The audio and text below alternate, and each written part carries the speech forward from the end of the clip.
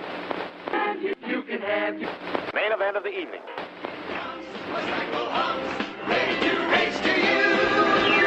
These days are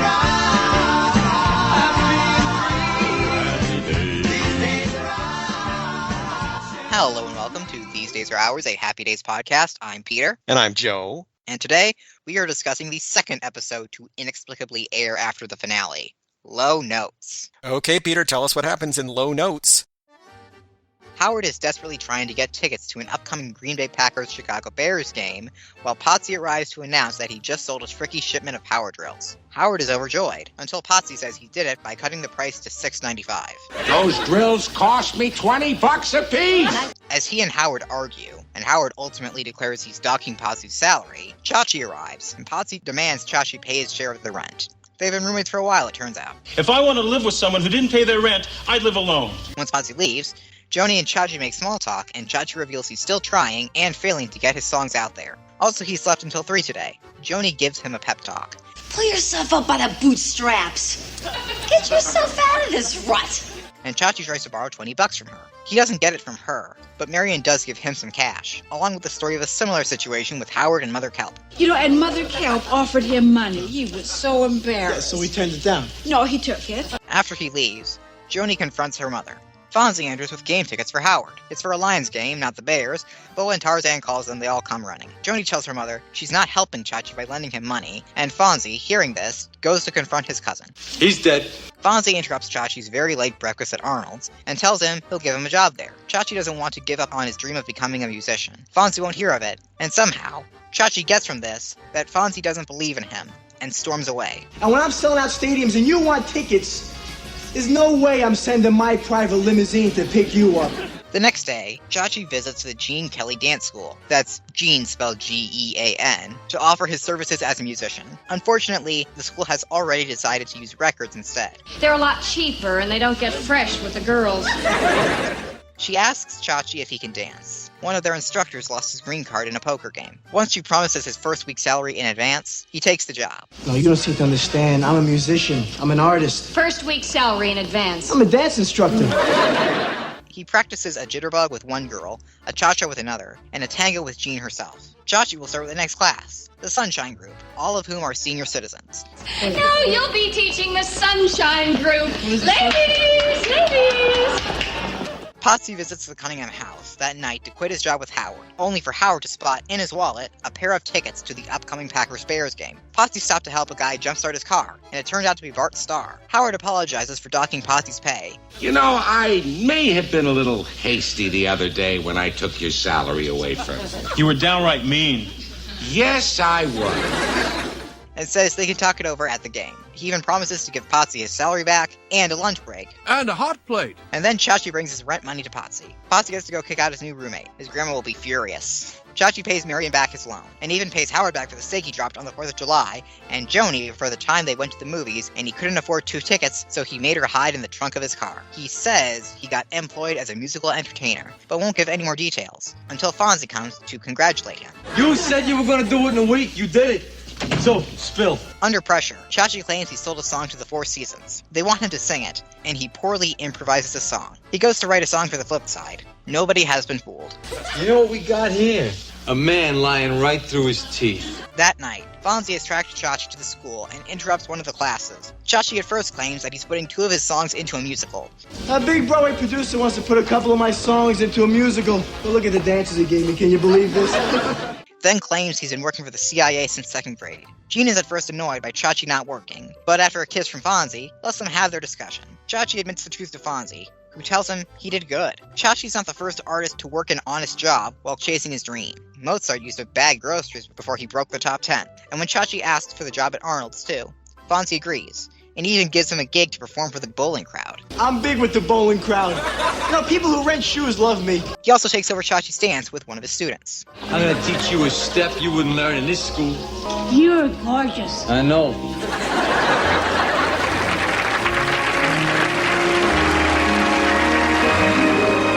Thank you, Peter. That was Low Notes. It first aired back on July 5th, 1984. Happy Days served as the lead-in to another unsold pilot. This one was called Earthlings, and it was a sci-fi comedy created by Reinhold Weege of Night Court fame. It stars Mike Connors from Mannix as an astronaut carrying civilian passengers aboard a space shuttle that veers off course and starts drifting into outer space. Tonight, an ABC comedy special, take off with the wackiest space shuttle in the universe, Earthlings. The cast includes Dan Hedaya and James Cromwell, plus Eileen Graff of Mr. Belvedere. CBS won the hour with a rerun of Magnum P.I., in which Magnum's kayak drifts away from him and he struggles to survive in a treacherous ocean current. And NBC came in second with a rerun of Gimme a Break, in which Nell undergoes hypnosis to recall the location of a missing ring. This was followed by a rerun of Family Ties, in which Elise tries to revive her folk singing career at a nightclub. So, Peter, of those three choices, what are you watching? I want to watch Magnum P.I. fight the ocean. So let us now take our vengeance on this murderous ocean. You won't be hurting anyone anymore. Yeah, I definitely want to watch that. Low Notes was directed by Jerry Paris, and it was written by Al Adickman. This was Al's only Happy Days credit, but he was on the writing staff at Laverne and Shirley for several seasons. Al's other writing and producing credits include Taxi, Different Strokes, It's Your Move, and the new Leave It to Beaver. He even did some uncredited script doctoring on the Flintstones movie directed by Happy Days alum Brian Levant. As for guest stars this week, I guess our main one is Linda Kay Henning as Gene Kelly. Ramon, I pay to dance with them, not learn English. This is Linda's second appearance on Happy Days. We last saw her way back in the season 4 episode, The Physical. Gary Marshall also used her on Mork and Mindy and Blansky's Beauties. Linda is the daughter of famed TV producer Paul Henning and played Betty Jo Bradley on her dad's show Petticoat Junction. Petticoat Junction. She also appeared on Mr. Ed, Dobie Gillis, Sliders, The Facts of Life, and many other shows. Peter, what did you think of Linda Kay Henning as Gene Kelly? There's a very fun little moment where Chachi quips to her that she looks different in person, and she just has pretty much no response to it. You just know that she gets that joke a million times because her name is also Gene Kelly, and she's also a dancer. Chachi thinks that he's being original by saying that, but he's really, really not. She does get to do a little bit of dancing when she does a tango with Chachi. It's pretty good. As silly as it is, I do like the Gene Kelly homonym. It lends a little bit of fun to what could have been a fairly stock character. I would say Linda Kay Henning is perfectly adequate as Gene Kelly. There's not a whole lot to this character, but she says her lines adequately, and she seems pleasant enough. We also have some students in Chachi's dance class. Let's start with Eve Smith as Mrs. Wilson. Come on, you cute young hard body, you.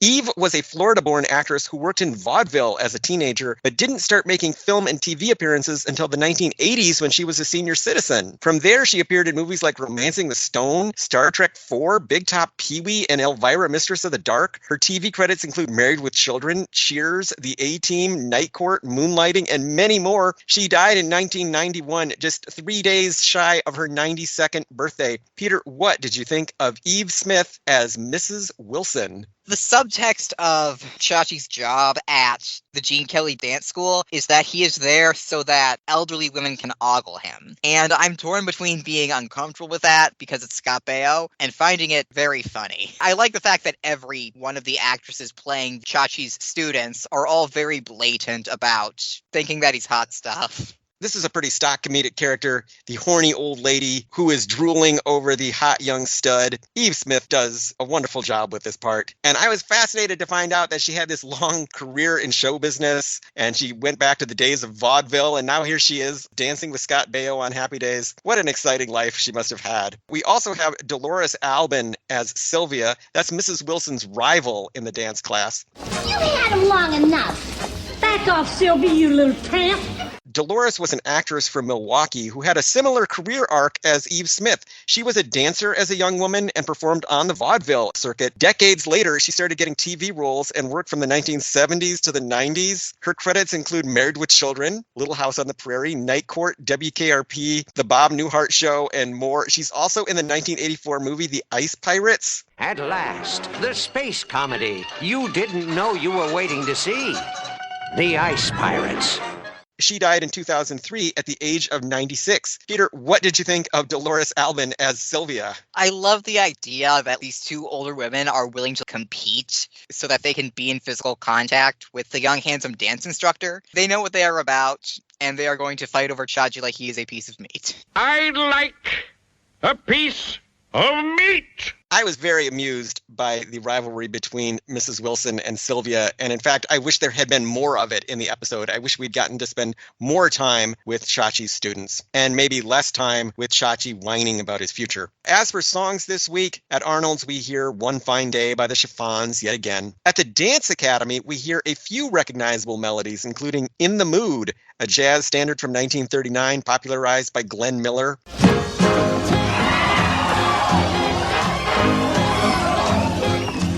What people may not know is that In the Mood is inspired by a song called Tar Paper Stomp by Wingy Manone.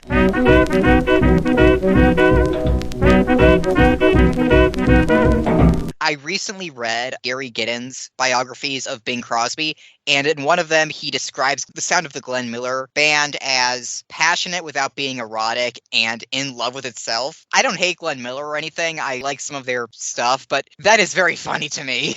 We then hear Tea for Two, a pop music standard that goes back to the 1920s. It's been covered by many artists in many styles, including numerous Latin arrangements like the one we hear in this episode.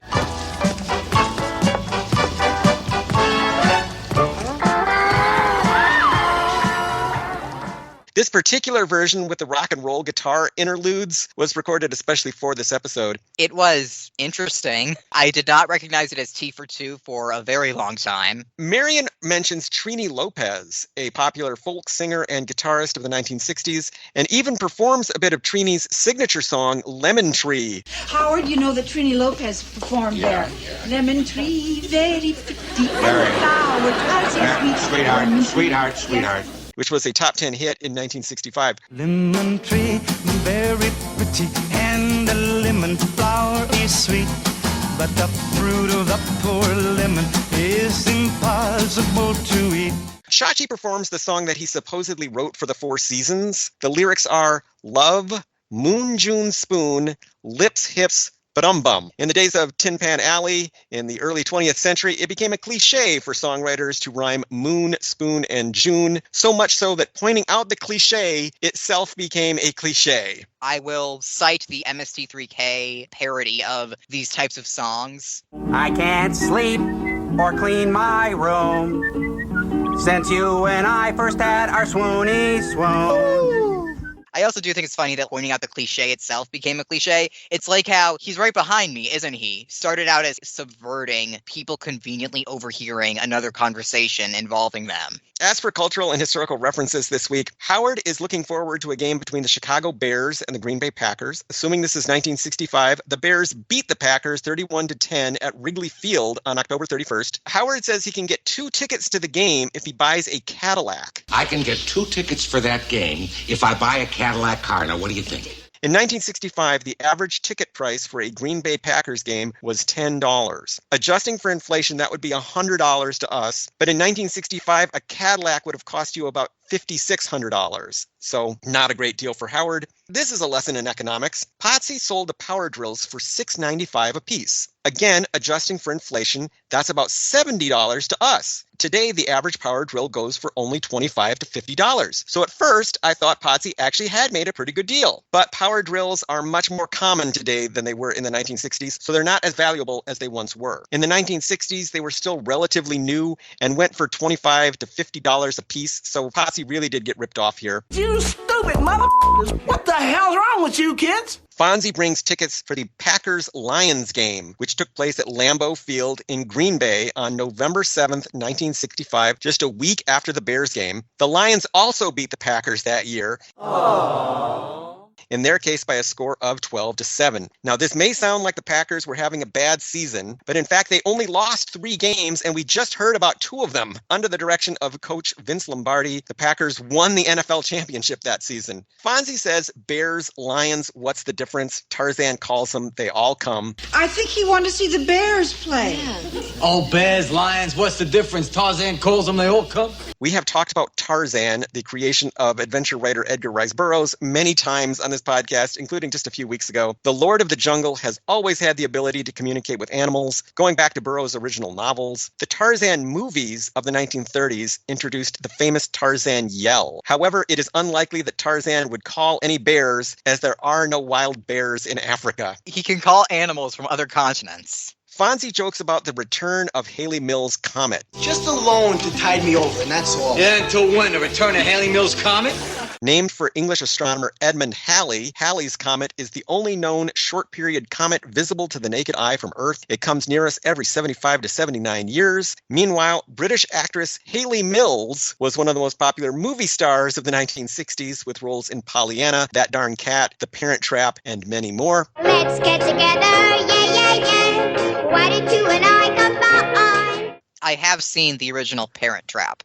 And I have also seen the increasingly strange sequels where one of the twins, as an adult, she marries a man with triplet daughters, and they got actual triplets to play the triplet daughters, which is wild because they just got her to play the twins, and triplets are way rarer than twins. Chachi jokes that Gene Kelly looks very different in person. Of course, he's referring to the famed actor, singer, and dancer Gene Kelly, beloved for his roles in such movie musicals as Singin' in the Rain, An American in Paris, Summer Stock, For Me and My Gal, Anchors Away, On the Town, and many more. I'm singing in the rain, just singing in the rain. By the 1960s, Kelly had become a director, working on such films as Hello, Dolly and A Guide for the Married Man. Chachi is called upon to demonstrate various dances, including the jitterbug. Debbie, you test his jitterbug.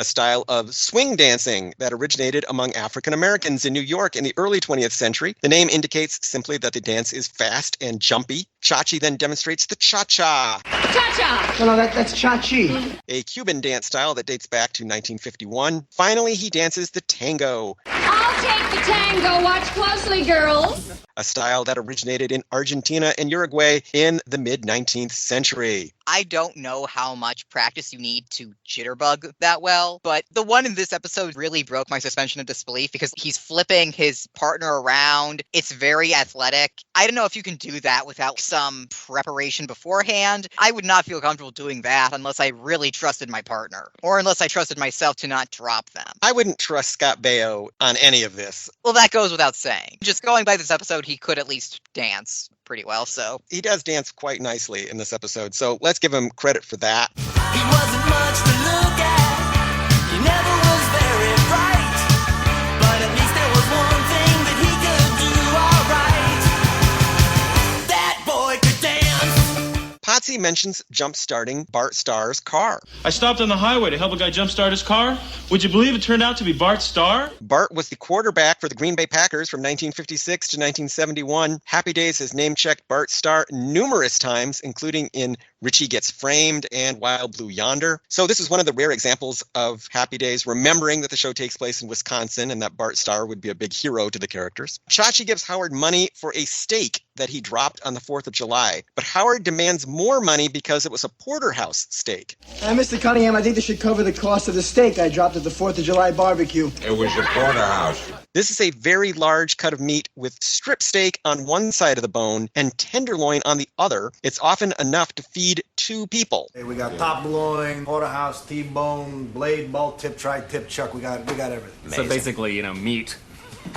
Got a lot of meat. Oh, good. Got a lot of meat. Chachi claims to have sold a song to the Four Seasons, the New Jersey vocal quartet that was one of the dominant pop acts of the 1960s with #1 hits like Big Girls Don't Cry and Sherry, but they were not in the market for songs from unknown amateurs like Chachi Arcola. I didn't sell a song to the Four Seasons. No! Their hits were generally created by the team of Bob Gaudio and Bob Crew. I have still not seen Jersey Boys, the musical, in any form. I assume Bob and Bob are characters in it. They are, yes. Fonzie states that Mozart bagged groceries before he broke into the top 10. I got it on very good authority. Mozart, right? He used to bag groceries before he broke in the top 10. Oh, yeah. In fact, the 18th century Austrian composer Wolfgang Amadeus Mozart was a performer and composer of music nearly all his life, starting from the age of 3 and continuing until his death at the age of 35. He was quite famous during his own lifetime and even worked as a court composer and musician, but never parlayed that into much money. I couldn't find any record of Mozart ever working a non-showbiz job. Basically, he was a showbiz lifer. He was basically the Michael Jackson of classical music. Other observations this week. This episode gives us tons of information about how Chachi has been living. He's rooming with Patsy, presumably in the building that his own mother once managed. Did you picture that as where they were living? I would assume so, yes. I assume also it was meant to air earlier in the season. And instead they didn't release it until after the finale. Imagine watching the finale with no idea what Chachi is doing with his life. As far as we know, he was homeless and unemployed, so at least we know from this that he has a place to live. Oh God, is Joni going to have to move into the same apartment with Chachi and Patsy? I guess. Oh, that is so depressing. Now I wish I hadn't even known that. But in many ways, the plot of this episode follows the same structure as Patsy on his own. For me, this was basically Chachi on his own. Both episodes are about people lying about having the jobs that they want while also being really, really suspicious. And ultimately they turn out to have jobs that are nothing really fancy. I do feel like this episode is somewhat nicer to Chachi than it was to Patsy, because in this one, Chachi's job is somewhat more dignified than singing at a kiddie birthday place. He doesn't have to wear a big, stupid outfit, at least. And also, Fonzie gives Chachi the speech about how there's no shame in working an honest job while you work towards your dream. In Patsy on his own, Patsy didn't even get that. So which job would you rather have, Chachi's job or Patsy's job? I would take Chachi's job. I can't dance, but in a universe where I could, I don't think that there's anything wrong with giving old ladies some joy. I feel like that would be a bit of an ego boost, you know? Being told that I'm a handsome young man by women old enough to be my grandmother. I don't think I could resist the urge to dress up like a giant birthday cake and work in a circus-themed business with clowns all around me. I would go for that every time. So, Peter, were there any outstanding Happy Days fashions in Low Notes? There were some cute dance outfits in Chachi's first scene at the dance school. The Jitterbug one had the flippy skirt that you get with 1940s dances sometimes. I can picture those skirts from the 1940s. Did the Sunshine Club members wear anything memorable? Not really, no. Sadly. And Chachi didn't have to wear anything special for his dance lessons, did he? Did he even wear a tux? He did wear a tux. In fact, Gene Kelly mentioned that she was hiring Chachi in part because he was the right size to wear her old instructor's tux. He got deported and they wouldn't even let him keep his tuxedo. That is kind of a tragic backstory to this episode. It's like in the boxing episode where we learned that Roger got a woman deported just because she beat him in boxing. So, Peter, I will ask that age-old timeless question. Was this episode any good? This episode goes down pretty easy, and I did find Fonzie's speech about how it's okay to work a job to be pretty sweet. I would probably like this episode better if it wasn't Chachi-centric, because the thing about a lot of Chachi episodes is that they'll be about Chachi being the worst human being alive, but he never gets punished really harshly for it. It's just like, yep, he's the worst human being alive. It's okay. He's trying his best, and it's like, no, he's not. He's the worst. This is fairly painless for a Chachi episode, largely because of the Sunshine Club and the Gene Kelly Dance Academy. I liked seeing all the dances demonstrated, but my problem with this episode is that a lot of it is Chachi whining and moping. That's among my least favorite stuff on Happy Days. So an episode that gives us a heaping helping of sad, whiny Chachi is never going to be one of my favorites. So Low Notes is an episode that otherwise I probably would have skipped. This podcast is the only reason why I would watch an episode like Low Notes. So, Peter, how can people keep up with us and find out about all the wonderful things we are doing? Listeners can follow me on Blue Sky at petervillefranc.psky.social. That's PETERVULFRANC. And they can follow me on Blue Sky at joeblevins.bsky.social. They can find this podcast online at thesedaysaroours.libsyn.com, and they can email us with questions, comments, and concerns at thesedaysaroourspodcast@gmail.com. So, Peter, what do we have on the docket for next week? Next week, Joni tries to help a 15-year-old girl kick her drug addiction, a plot that I'm sure will be treated with delicacy, precision, and nothing exploitative at all. In School Dazed. Sounds like one of those very special episodes that I love so much. So, see you later, alligator. In a while, crocodile. Took my baby to the hop last night, and what to my surprise, when we got there, she hit me with the news right between the eyes. Yeah, she said she couldn't do the cha-cha-cha. She couldn't, no, she couldn't cha-cha-cha. Ooh, my baby couldn't do the cha-cha-cha. I told her not to worry, there's there's only one thing we can do. Baby, if you let me take you by the hand, I'm gonna teach this dance to you. Then I taught her 1, 2, ooh, 1, 2, and up now, baby, and back now. That's right, turn now, right, let's cross now. And a hot plate.